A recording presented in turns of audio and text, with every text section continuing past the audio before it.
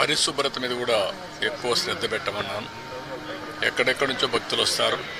భక్తులు వచ్చినప్పుడు వాళ్ళకు కావాల్సింది వెంకటేశ్వర స్వామి నామం తప్ప ఇంకొకటి మాట్లాడే పరిస్థితి లేకుండా వాళ్ళు అన్ని విధాలు ఒక ప్రశాంతమైనటువంటి ఒక దివ్య క్షేత్రంగా ఇది ఎప్పటికప్పుడు ఉండాల్సిన అవసరం ఉంది. సజెషన్స్ ఇచ్చాం.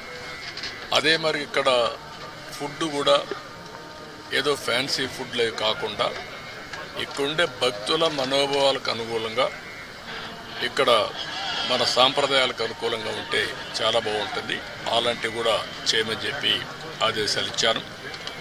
అదే మరి ఎండ్ టు ఎండ్ ఇవన్నీ కూడా ఒపీనియన్ కూడా తీసుకోవడం, భక్తుల మనోభావాల్ని గౌరవించడానికి ఏమేం చేయాలనో అవన్నీ చేస్తాం.